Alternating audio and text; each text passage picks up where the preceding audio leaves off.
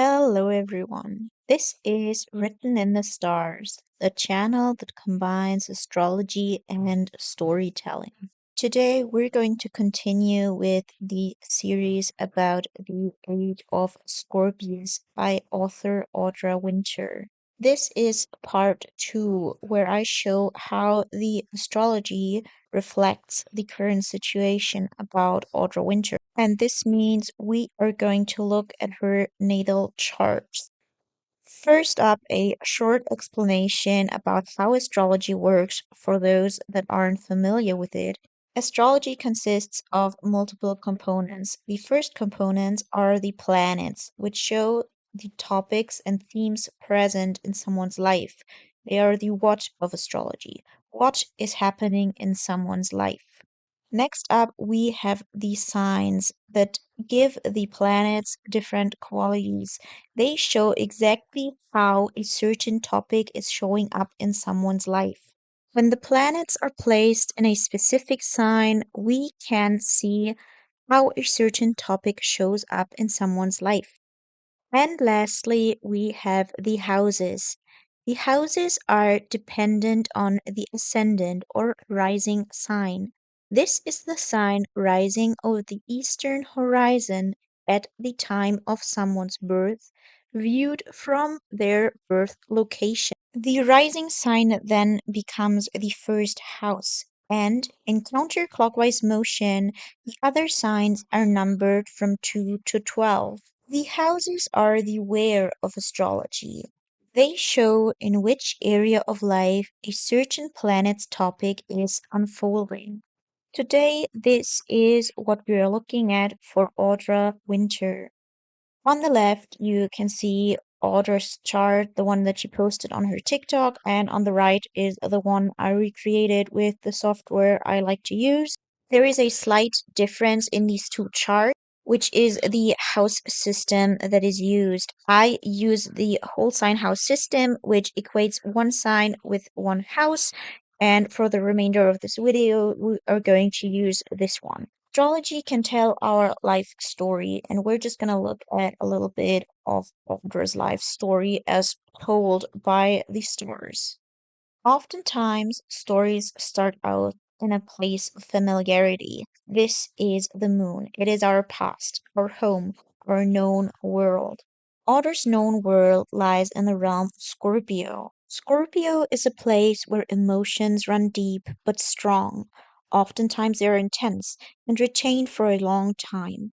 They can cause passion, jealousy, and obsession. Scorpio searches for truth, the emotional core of a situation, to bring about deep transformation. They are detectives, psychologists, and alchemists. With the moon placed in the sign, Otter's home was likely to be intense, with a lot of strong emotions building up.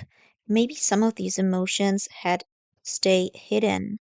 In some of her TikToks, she talks about being a military child that had to move a lot.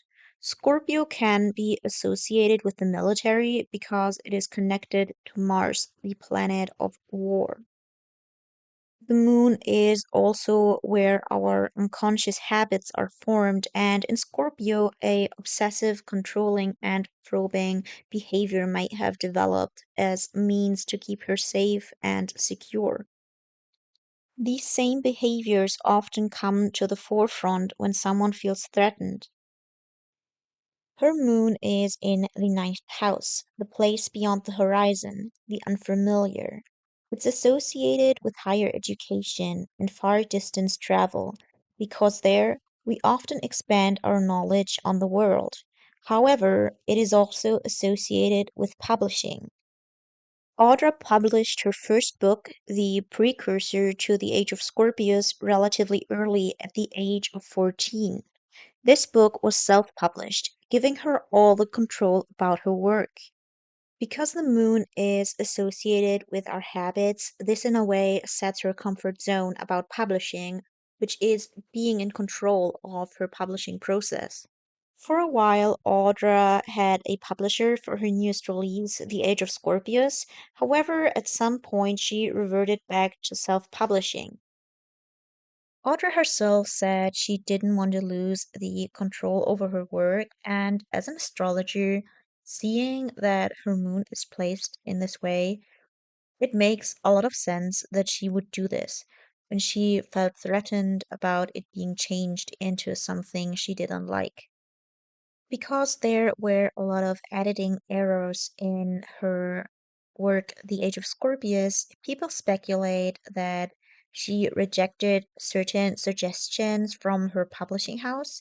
And given the fixed nature of Scorpio, which locks in on a certain way of thinking, her disregarding the suggestions when her mind was really fixed on one version of her book makes a lot of sense to me and could be very much in the story that the astrology tells about her. The moon in Scorpio definitely talks about some kind of defensiveness coming up whenever she wouldn't feel comfortable, and who really feels comfortable when one is being criticized. That being, the editing suggestions seemed a lot like criticism about herself to her. Looking at astrology through the lens of story, the sun is someone's life journey. It's the world beyond the familiar. The hero must venture into to follow his destiny and develop his true identity. Interestingly enough, Audra's sun is right by her moon in the sign of Scorpio. It will be about the same topics, the intense emotions that are carried inside, the passion, the obsession, the seeking of truth to transform oneself. It shows that the development of Audra's identity is driven by the same strong feelings she formed as a child, the same need for control.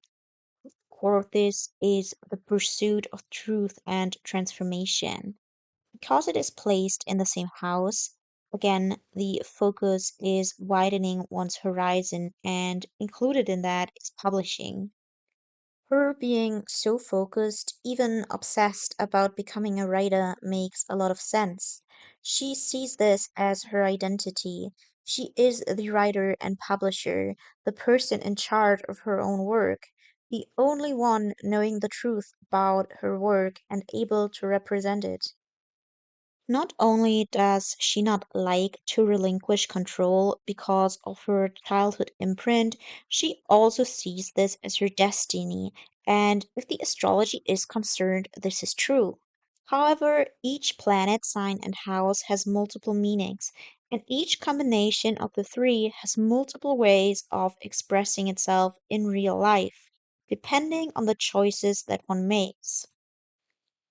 While everything that is happening in her life concerning the age of Scorpius is an expression of her natal chart, the deepest meaning of her sun and moon placement is not being in control of publishing. Deep down, her moon wants her to find safety and security by uncovering a deep truth about the world that can transform her. Her sun pushes her in the same direction. It is the further development of what she already experienced as a child, drilling ever deeper to find the core truth. But she doesn't have to do this in publishing. This truth she can find in many ways, but the fixed nature of Scorpio prevents her from looking at the big picture. Imagine a wide field with many possible spots to dig a hole and look for treasure. There might be multiple signs in the ground, one for far distance travel, one for higher education, and one for publishing. She decided to dig at the one saying publishing, and by now she has gone so deep that she doesn't see the other options anymore. I can't tell if she will find her treasure in the exact hole she dug for herself. She might very well find it there if she digs deeper, but in any case, I think it would be good for her to remind herself that there are multiple options to becoming who she is meant to be, and that from an astrological standpoint, It isn't as narrow as being in control of her publishing process. The moon and the sun being together like this makes it a new moon. A new moon is distinctive of things beyond the surface, a seed being placed in the ground. We know what the seed will become, but we do not see it struggle. A new moon often shows this struggle, something going on beyond the surface, wanting to break free, but maybe not being ready to be out in the open yet. However, like the seed, the new moon holds a lot of creative and imaginary potential for what it one day will be when it has grown up. It also has an instinctive push toward life itself, toward what it is meant to be. It wants to grow. The new moon person is an inexperienced beginner that has a lot to learn. But if Audra can redirect her Scorpio traits away from fixating on one way the Age of Scorpius should look, and instead align her process with whatever is needed to convey the deepest truth of her work, then, with time, I do think she can create great novels. All that is needed is for her to use the obsessive tendencies of Scorpio for the better, and devote herself to learning more about writing. Since her sun is placed in the house of higher education, studying writing extensively at university might be a way to do this. We know now a little bit more about Audra's story according to astrology. But what about Audra herself? For this, we need to look at the ascendant. It shows her personality and the way she manages life. Otter's ascendant is in the sign of Pisces. She is the dreamer. The dreamer is focused on the broad picture through misty visions and foggy dreams. They look at a higher truth beyond physical reality, that which ties up all there is despite its contradictions. The dreamer is artistic and imaginative, but may be prone to illusions and has a undefined, slippery personality. From this we can learn that Audra is prone to looking at the big picture, the grand artistic idea vaguely forming in her head. Looking for a big vision is the way she goes about life. At the other end of the chart is the descendant, the other, that which is not her, the qualities she doesn't associate herself with, the ones she's lacking, the ones that need to be found through others. This is Virgo, the tinkerer. They are detail oriented, focused on the practical, forever critical and analyzing what is wrong to fix things. All the qualities needed for an editor. What this tells me is that she truly needs someone to look over her story and point out the things that are wrong in her novel. What is super interesting about this is that the planet that is in charge of this area of life is in the ninth house of higher education. So I would suggest to her that she should go to university or learn about writing and editing in some other way so she can be more in control of the process. However, in any case, having an editor is especially important for her to help her ground her artistic vision in the right words and sentences. We can get further information about the visions and dreams that impact her way of managing life by looking at the planets that are in charge of her ascendant. The first planet is Jupiter. In charge of expansion and wisdom, he grants Audra the philosophy with which she manages life. Jupiter is in Leo, the king, self focused, creative, childlike, wanting his uniqueness displayed. Jupiter tells Audra that she is worth to be seen. to be admired for the creative work she does. In some of her videos, Audra has claimed to be a child prodigy when it comes to her writing.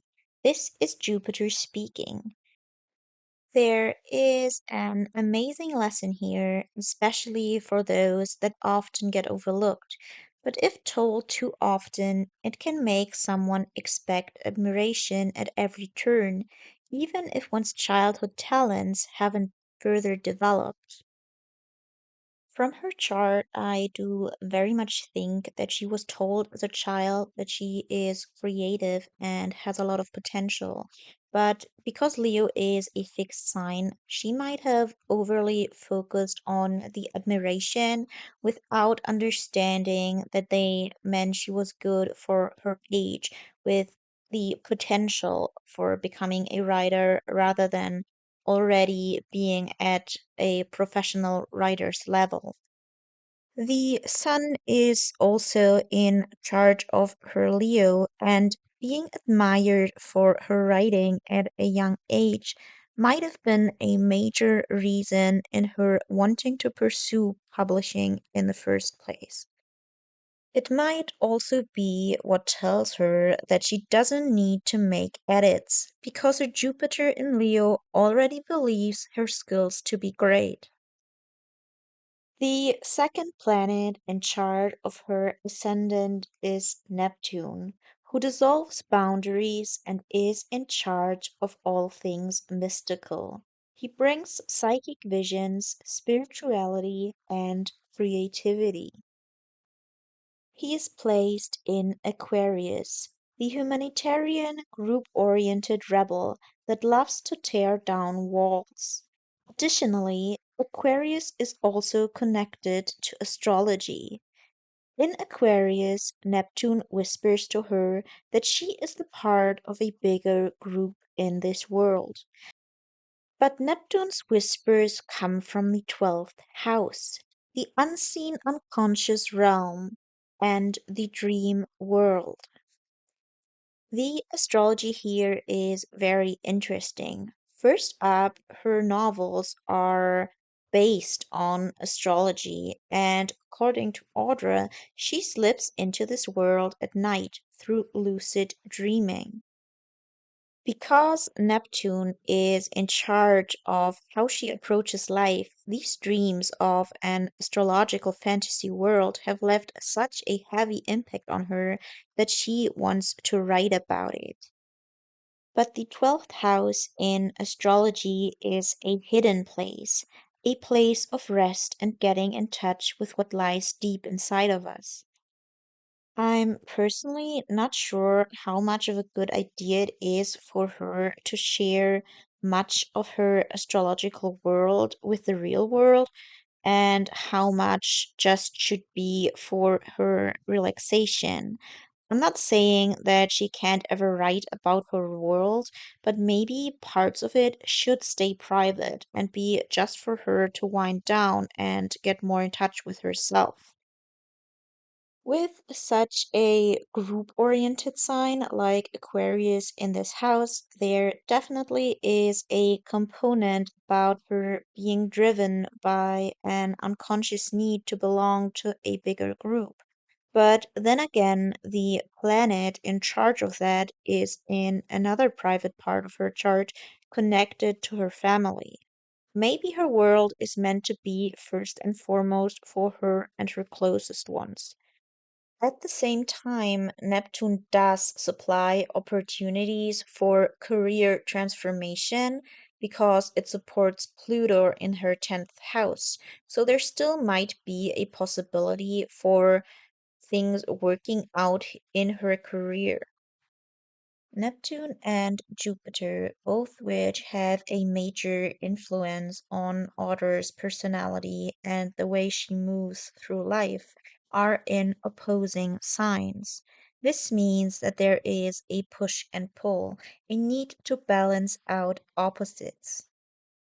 In her case, this push and pull is the thought that she is worthy to be seen as a single unique person on a daily basis for the work that she does that is contrasting with the unconscious vision or idea that she belongs to a bigger group.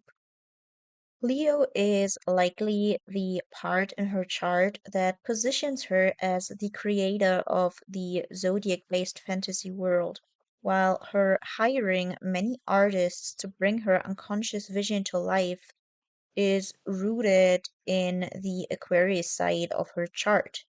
On a deeper level, the astrology suggests that she wants to create a family like group that is giving her a stable and structured home.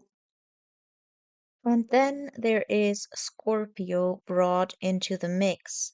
We already talked about the sun and the moon in the beginning, but Audra also has her Mercury and her Venus placed in Scorpio. So many planets there, which is called a stellium, gives the focus on one's life to one sign and thus its energy. Her moon, which are her emotions and her past, her sun, which are her identity and her purpose, her Venus, which are her desires and her values, and her Mercury, which are her thoughts and her way of communicating, all follow the fixed Scorpio mode of honing in on one topic and moving deeper and deeper into it to find truth. All of this must be found in the ninth house, the place of expansion, the place beyond the horizon. This can be done through higher learning and education, foreign travel, or publishing. In Scorpio, her moon tells her your past was emotionally intense. To feel secure and safe, you need to be in control. The placement in the ninth house tells her that this control can be gained through widening your horizons and learning about the higher truth of the world. The sun in Scorpio tells her something like this. It is your purpose in life to cultivate connections based on emotional depth and trust. You are meant to find the core truth on which your identity is based so it can be brought to light and transform you. Placed in the ninth house, the sun says something like this. This can be done by widening your horizons and finding the truth about the world at large. This already is extremely interesting to me because this basically is the premise of the Age of Scorpius, Author's novel. The Age of Scorpius is about Rika Spring, a Scorpio girl which uncovers a hidden truth about the world she lives in. So, in a way, Audra is channeling her natal chart into her writing. I do not know if this is conscious or not, because of the planet that is in charge of her imagination being in the 12th house, which is the hidden and the unconscious, I do feel like it is very much unconscious, but it's just so interesting to me that it matches with her story so well, that her own astrology matches with her story. This also makes me wonder if the Age of Scorpius should be published and out for everyone to read. There is a lot of talk in the book community about self-insert characters, and in a way, this novel is an astrological self-insert of Audra. And because the planet in charge of her imagination being in her 12th hidden house, I'm just not sure if it is a good idea to put this part of her on display. But based on this, I do think it would be a great idea for herself to really reflect on the things that she writes because it seems to come from an unconscious part of her that likely wants to communicate with her about herself, and it could be a great place for self-reflection in this way. Next up, we have Mercury in Scorpio, which is all about the way she thinks, gathers knowledge, and communicates. And Mercury in Scorpio would say something like this. You need to think about things night and day to find the hidden truth that transforms your life and cleanses your deep emotions. And because it is in the ninth house, it might add, you need to think about what's beyond the horizon that can teach you the higher truth of the world. You need to think about this night and day to find the hidden truth that transforms your life and cleanses your deep emotions. And lastly, Venus, which talks about our desires and our values. Venus in Scorpio would tell her something like this. You desire nothing more in your life than to find deep emotional connection. Without genuine connections in which everything about you can be revealed safely, you are not lovable. The last lovable part comes from Venus being in retrograde motion, which sometimes suggests a lack of self worth or self value. And again, because Venus is in the ninth house, it will add something like this. You will find this connection by finding a higher truth about the world. Now, we have looked at all these different parts. We have her Leo, which tells her that she's worthy to be seen. We have Aquarius, which tells her that she should be the part of a bigger group. And we have Scorpio, which is all about creating emotional connections and getting deep. These three signs are all fixed signs, which means they kind of have a one-track mind. They hone in on one thing and try to stabilize it. Leo is about one passion-driven soul, one fiery soul, while Aquarius is about one like-minded group, and Scorpio is about one emotion-driven connection. But these three signs are inherently at odds with each other in a way. So, in Audra's life, there will be a lot of push and pull. One side of her will tell her that she wants to be seen as the sole creator of Gardian, and then at the same time, she wants to be a group person, which is where all the artists are coming from. And then Scorpio also tells her that she needs to focus on publishing as well as on a higher level learning and widening her horizon.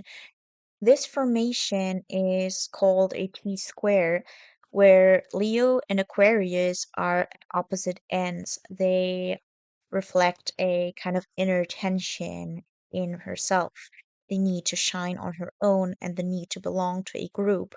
And Scorpio is the release point.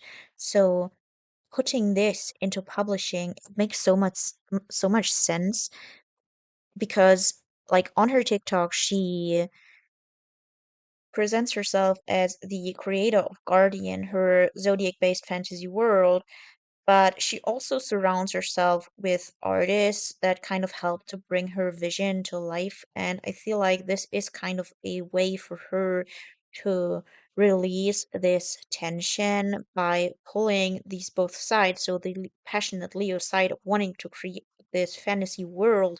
And then the Aquarius side of wanting to connect with a like minded group. This is all pulled into her Scorpio ninth house, which makes her focus so much on publishing. However, the publishing is just kind of a like surface-like expression of this because at its deepest core, Scorpio wants to create deep emotional connections. So it is an attempt of her to kind of find this connection in publishing, but Scorpio is also very distrustful. They want loyalty, but they are also kind of skeptical about it in a sense. So they will be kind of looking out for betrayal. And then when the editors at the publishing house would suggest changes in her manuscript, what would come into play, I think, is the kind of Jupiter side of her, this kind of Leo side of her already thinking that she is worthy, and that kind of clashing with the ability to create the emotional connection that she actually kind of wanted from it. And another reason for this might actually be this here. This is her Mars. Mars is in charge of her Scorpio. It's one planet that is in charge of her Scorpio. Mars is all about our motivations. And in Libra, it is in the spot of the diplomat. Libra is a lot about making choices, about what one desires, about weighing options, and in this weighing, finding balance, harmony, fairness, or justice. And for Libra, relationships exist as a mirror to reflect on her own desires and values. Because of this need for harmony, Libra likes to play it comfortable and easy. Libra doesn't really like to go into depth that much. So while her Venus in Scorpio really much craves depth and emotional connection that is really loyalty based, very deep, very intimate, her Mars in Libra will want levity and balance and harmony, not to ruffle any feathers.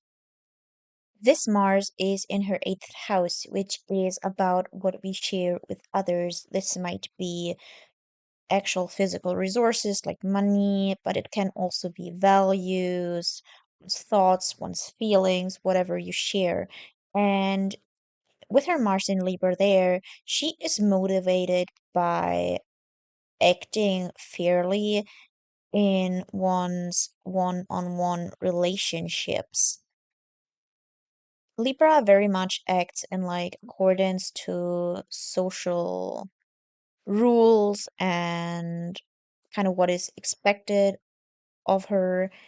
And in this way, what Audra might expect or want in her close, intimate connections, in her, like, also the contracts she makes with others, is a sort of politeness and not ruffling any feathers.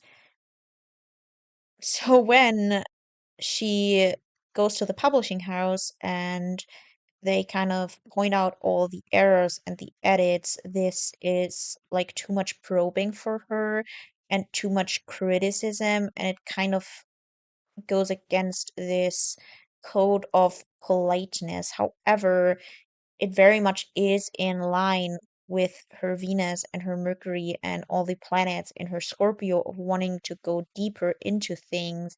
And Scorpio, the Scorpio part of her really isn't interested in keeping things light and polite. It's about going into the depth of something, of an issue, of a relationship, and looking at all the gritty, not so nice looking parts of her, the flaws of her, if you will, and this kind of back and forth between Mars and Venus specifically, because Mars rules her Scorpio house, but Venus rules her Libra house.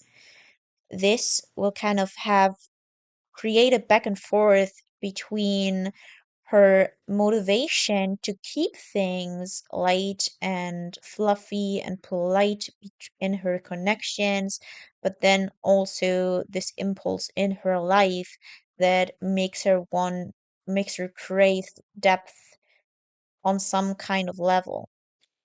And with that depth, especially coming from a place beyond the horizon and unfamiliar place, this might be kind of uncomfortable for her in a way. It's something that she may expand towards and have to grow into throughout her life, which will then change the way she conducts herself in life, the way she moves through life, and which will kind of impact her personality.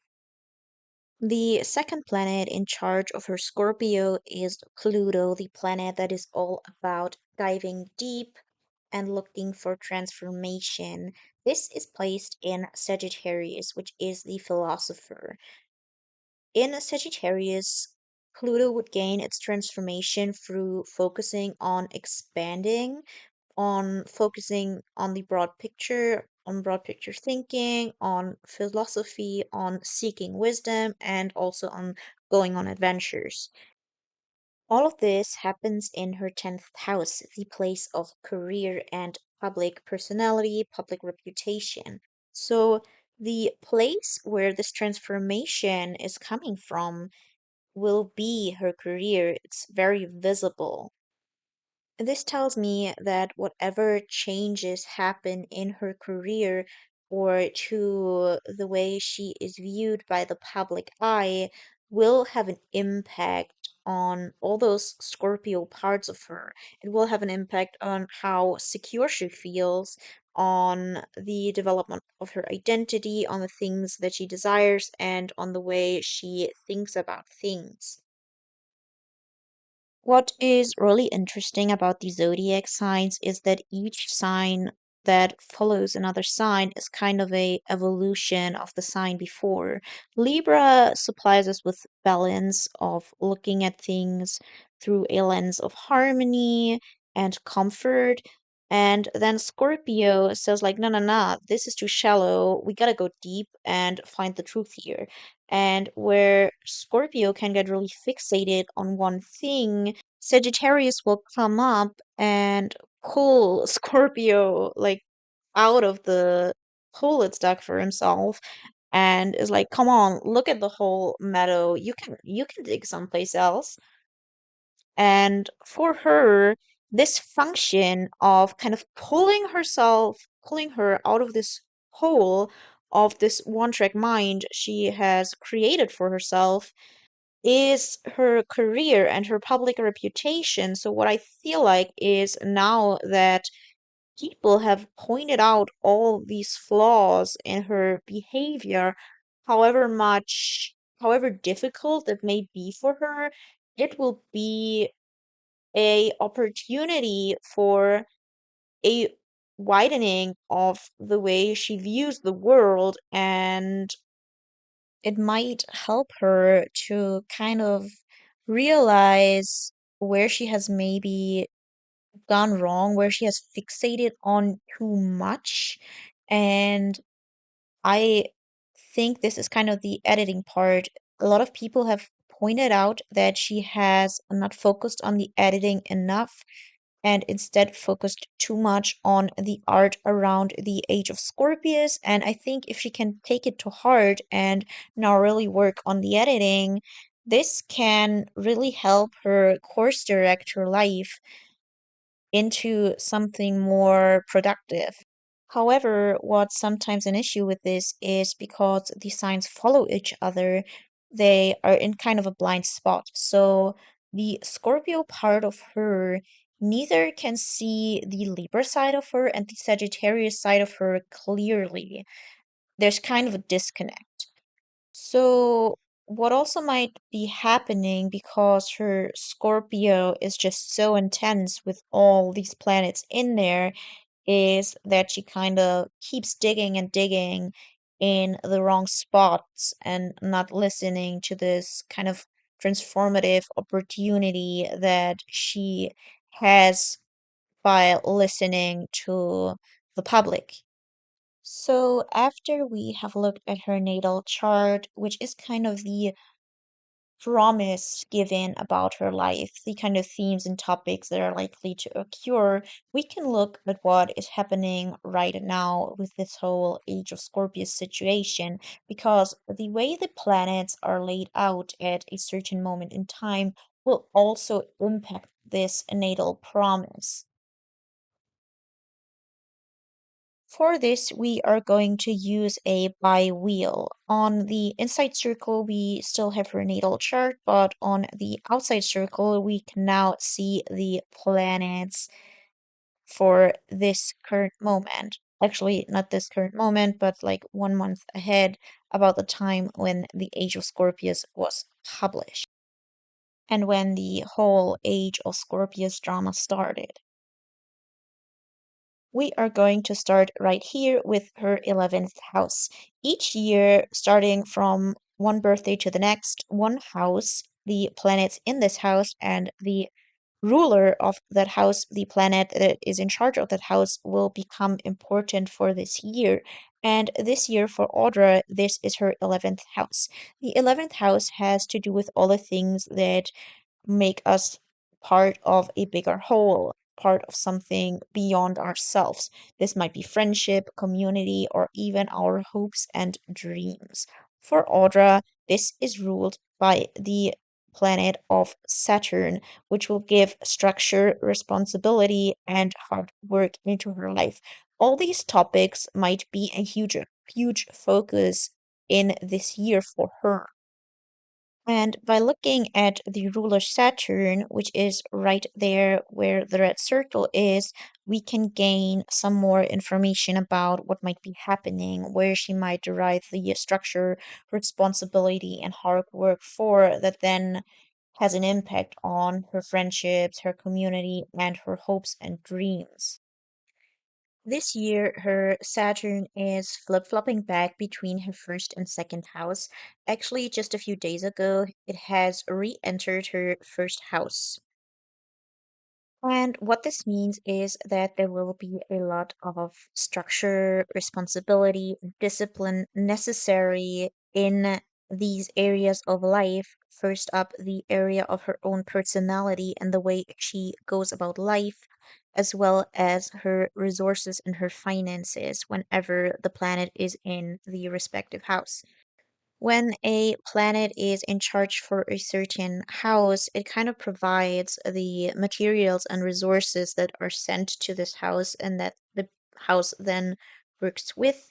And Saturn, being in the first or the second house, will take her personality and the way she moves through life, as well as her resources and her finances, and supply the 11th house of friendship, community, and hopes and dreams with it.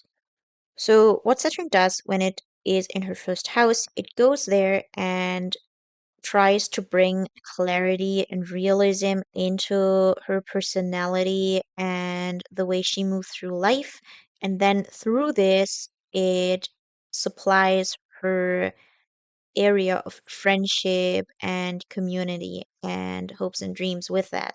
In the first house, Saturn would point out the illusions she is having about herself. And with it connected to this place of community and friendship, this would be pointed out through her community and likely her online community. And it would also be a kind of way of restructuring the way she goes about friendship and creating a community as well. And then for the second house, it would have the same effect about her resources and finances, getting clear about the actual resources and money that she can spend for her endeavors. And again, this is like linked to the community and friendship place. A lot of like concern has been raised about her money. There's been a lot of um confusion about where she gets all the money from to pay the artists that she had hired for the Age of Scorpius. And this is just such an interesting combination of this Saturn in her second house, especially with the planet Neptune that is right there. Neptune has a lot to do with confusion and illusion, people not really knowing what's going on. And then Saturn is there to kind of bring clarity. And Saturn will actually move back into the second house later on.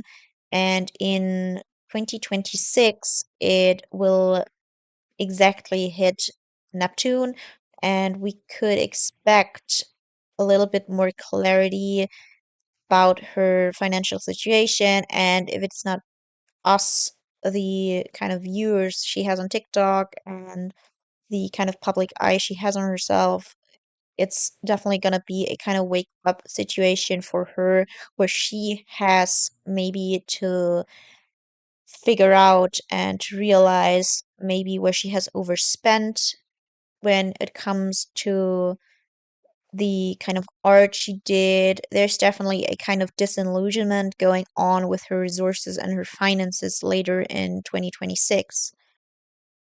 By the time Saturn and Neptune are coming together in her second house, though, the house that is activated for the year will have switched into her 12th house.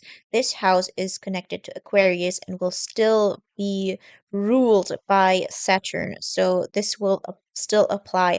However, the house focus will shift from the area of friends and community and her hopes and dreams to a place of endings and losses of her unconscious, of her dream world. So in a sense, she might have to get realistic about the money she spends to make her unconscious dreams come true, about the kind of astrological, zodiac based fantasy world she has.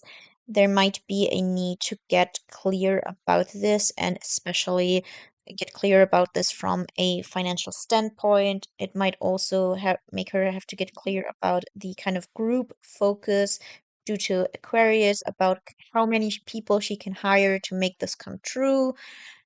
This might all be a focus in February 2026 when Saturn and Neptune come together. And what's interesting to me right away is that this happens about the time that she wants to republish the Age of Scorpius, where she wants to publish the second edition of the Age of Scorpius. I think she wants to do it in like March or April, but I think before that there might be some issues for her involving money just based on the way Saturn and Neptune are coming together here that might have an impact on her publishing the second edition. Starting from her next birthday in November, which would be when her 12th house would be impacted and would be activated, Uranus also would become its ruler because it also is connected to Aquarius. Uranus brings a lot of radical change for freedom, for the sake of freedom and liberation, and it also brings a lot of chaos and disruption. And in that year, it will flip flop back between the third and the fourth house, which would mean in the third house, it would bring a lot of disruption and radical change to her basic learning. It's the primary education we have received. This might be her actually going back and learning writing and immersing herself in learning writing more, but it might also have to do with other things, other topics in life. The third house is not just about this kind of education. And in the fourth house, it might have to do with roots, family, and home. So there might also be some disruptions going on in her family life that will kind of impact this. I don't want to speculate too much on this. I just want to like focus on the kind of writing and publishing aspect of the story. But yeah, there might be some kind of changes in her home as well. Currently, Pluto is also moving through the 12th house and it will still be there when it will be activated next year. Pluto has a lot to do with power and control, with intense emotions and transformations, and it also is connected to Scorpio. So it will have an intense impact on her emotions, on her the way she views the past, on her identity, her purpose, the way she thinks and communicates, and her desires and values as well. All of those planets that are in Scorpio.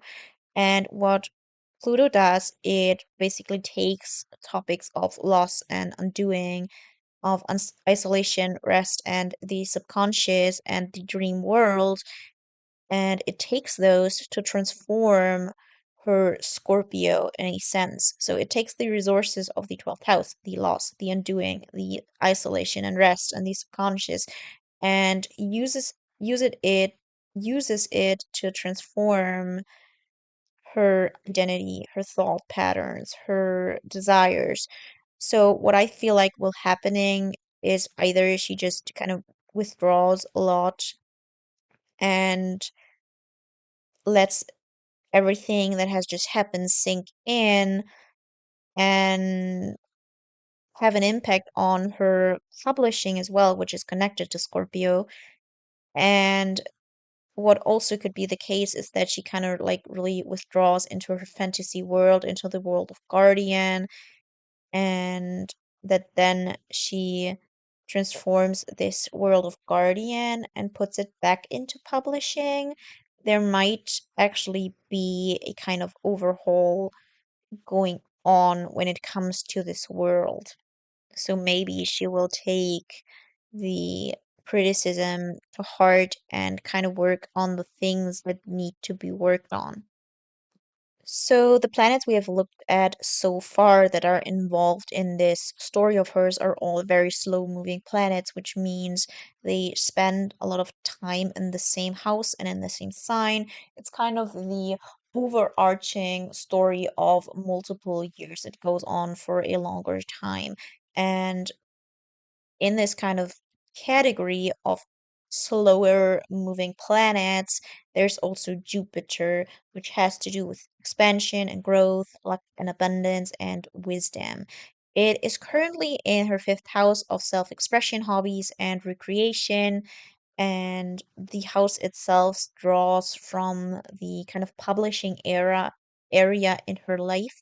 So it kind of suggests that there would be some expansion and growth going on, or some kind of nuggets of wisdom when it comes to the way she self expresses, and especially the way it kind of relates to publishing and to her learning as a whole.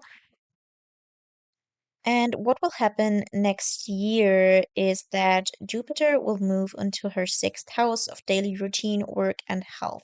And in this house, towards the end of 2026, it will connect with her natal Jupiter. This is called a Jupiter return. It's like time when Jupiter is at the exact spot in the zodiac as it was during her birth time. And this is generally a time of massive expansion, growth, gaining wisdom, kind of accumulating more kind of broad knowledge of the world. It might also be about luck and abundance. So, what might happen during this time is that she's able to expand on the daily work and routine that she's got, get general kind of fortunate moment or fortunate period in her life where she can creatively express herself better and especially express herself creatively when it comes to her day-to-day work and daily routine, her kind of daily job. And what this does is it supports her career transformations. So it supports her career house and her career transformations. So when Jupiter kind of enters her sixth house, the creative work that she will do on her day-to-day basis might actually help her to transform her career for the better and kind of create some windfalls. But it will only, I think, come to fruition towards the end of 2026. So I'm not sure if before that she might not have a kind of rude awakening when it comes to the second edition of the Age of Scorpius, should she publish it in March or April. This Jupiter return will also have an impact on her personality and the way she manages life. So, whatever kind of wisdom she gains during the period that Jupiter is in the eighth house and is getting closer to her natal Jupiter, she might use this as a kind of influence on the way she conducts herself in life. It might heavily impact that as well. And it might just give her some kind of new ideas about what she truly wants, what creative work she truly wants, that then like it will provide new visions, wisdom about who she is, and that then will impact the way she goes about life. So I hope you found this analysis of her natal chart and just the current situation about the Age of Scorpius interesting. And if you liked it, you could leave a like or even a comment about what you think about the situation or about the video itself that explains everything from the standpoint of astrology. And if you really, really like the video, you might even consider subscribing to the channel for future videos. If you haven't watched the previous video, which is also about the Age of Scorpius, where I analyze the world building from a standpoint of astrology, how much the zodiac signs in the Age of Scorpius actually match the actual zodiac signs in astrology, then you might want to watch this video as well.